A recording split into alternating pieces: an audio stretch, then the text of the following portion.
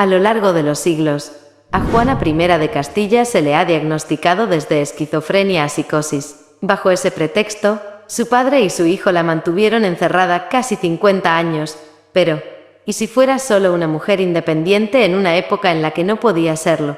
Juana I de Castilla, la primera en reinar en los territorios que juntos conformaron España, una de las mujeres más poderosas de su tiempo, cuya historia aún sigue cautivando, una reina que, aunque nunca mostró ni el hambre ni el talento político de su madre, tuvo tiempo para la grandeza. Juana la Loca, de entrada como apodo, conjura una inmediata escala de fascinación, pero si esa locura es fruto de una pasión delirante, de un amor fou, que llamó Bretón a ese fervor que es vértigo y estrago, el sobrenombre resulta arrebatador. Con él ha pasado a la historia, pero, realmente lo fue. Buscar una explicación para la conducta de alguien que lleva siglos bajo tierra es, cuando menos, tarea arriesgada, pero cada vez son más numerosas las investigaciones que ponen en entredicho que Juana la Loca mereciese tal apodo, apostando por un análisis de sus actos y decisiones desde una perspectiva más feminista de hecho, Cristina Segura,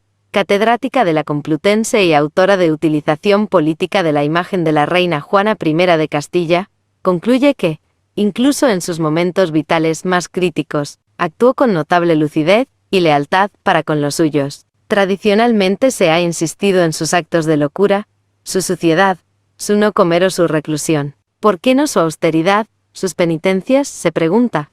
Para empezar, ya desde niña dio muestras de indómita conducta. Los historiadores cuentan que se encaraba frecuentemente con su madre, Isabel la Católica, quien dejó escrito que nunca llegó a entenderla ni a dirigirla. Juana se negaba a comer cuando se disgustaba, y se resistía a confesarse o a ir a los oficios religiosos, actitud, esta última que mantuvo toda su vida. Como tercera en la línea de sucesión de los reyes católicos, no estaba llamada al trono, pero sí lo estaba a afianzar el poder geopolítico, que ambicionaba su madre. En una alianza estratégica contra Francia, Isabel la promete con el hijo de Maximiliano de Austria, que pasaría a la historia con el nombre de Felipe el Hermoso. Recién cumplidos los 16 años, acompañada por 15.000 soldados y 90 oficiales, Juana viaja a la corte de los Países Bajos para casarse con él. Su prometido ni siquiera fue a recibirla, pero, al conocerla, cuentan que se enamoraron de inmediato.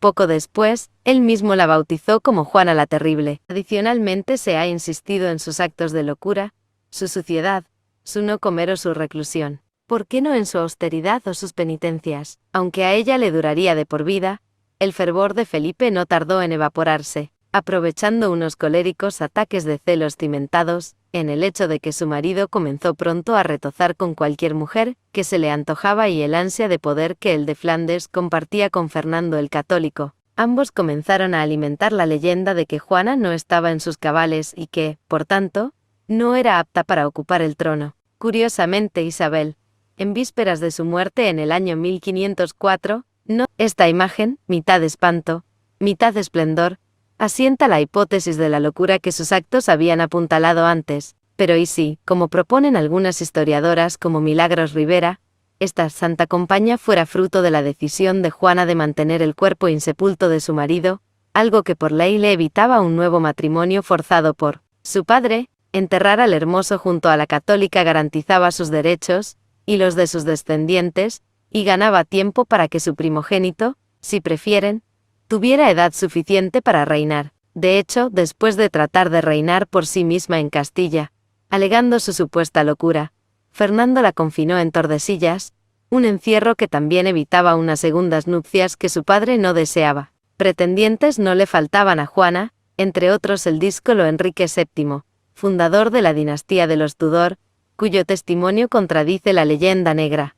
Aunque su marido, y los que venían con ella la hacían loca, años más tarde, su hijo Carlos se benefició de la inestabilidad mental de su madre para hacerse con los títulos que le pertenecían y asumió el poder en 1516. Sin embargo, Juana nunca fue declarada incapaz por las Cortes de Castilla, por lo que mantuvo el título de reina, y aunque ella no ejercieron como tal, oficialmente, ambos correinaron. La imagen de la Loca de Tordesillas era conveniente para justificar su apartamiento del poder. La locura de Juana era una táctica para desautorizarla y para justificar las discrepancias, que en algunos momentos de su vida, aparecían al entrar en conflicto los dos cuerpos que debía de soportar, y que en su caso estaban en conflicto. Para Isabel, la locura justificaba las desobediencias de su hija, y su escaso interés por el poder político. Para su marido, era la vía necesaria para llegar al gobierno de Castilla. Para Fernando, la locura de su hija le facilitaba el cumplimiento del testamento de Isabel la Católica y su ejercicio del poder en Castilla. Escribe Cristina Segura. Enrique VII de Inglaterra reconoció que aunque su marido, y los que venían con ella la hacían loca, yo no la vi sino cuerda durante 46 largos años, la reina permaneció encerrada en Tordesillas, con el beneplácito de su padre primero y de su hijo después. Algunos testimonios de la época denuncian las condiciones en las que mantuvieron a Juana y a Catalina, su hija pequeña nacida ya muerto Felipe, que permaneció allí con ella hasta su matrimonio. Tanto Fernando como Carlos pusieron un gran empeño en justificar el encierro de Juana, además de emborrar cualquier testimonio que pudiera cuestionar su incapacidad mental, algo esencial para justificar que no ocupase el trono castellano. Sin embargo, esas dudas existían entre los adversarios del nuevo monarca, los comuneros, que no aceptaban que Carlos, que ni siquiera conocía el idioma, ocupase el trono de Castilla, llegaron hasta Juana, pieza fundamental para justificar su revuelta. Ella, con unas intervenciones cuerdas y sosegadas, se dirigió al pueblo con estas palabras: yo tengo mucho amor a todas las gentes y pesaríame mucho cualquier daño o mal que hayan recibido. Aunque quisieron demostrar que no estaba loca, la liberaron y lograron cierta respuesta por su parte.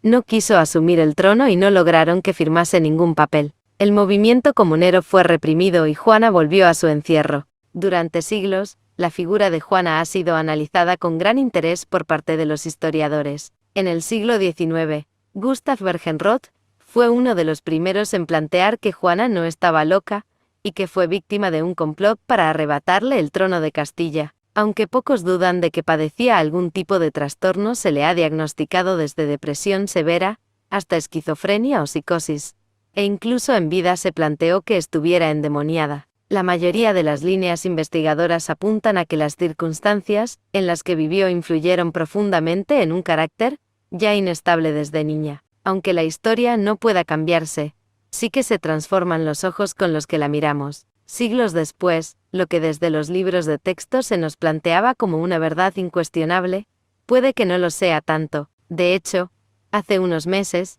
el Museo del Prado invitaba a actualizar la obra Doña Juana la Loca, pintada por Francisco Pradilla en el siglo XIX, con una cartela más contemporánea, adaptada a la nueva realidad. Quizá Juana no estaba tan loca y fue víctima de las ambiciones de poder de su padre, su marido y su hijo, en un momento en el que la voz de la mujer no era escuchada. Quizá no fue un sujeto pasivo y alienado, sino una mujer responsable de sus decisiones, capaz de construirse un espacio propio de libertad que, siglos después, contemplamos con otra mirada.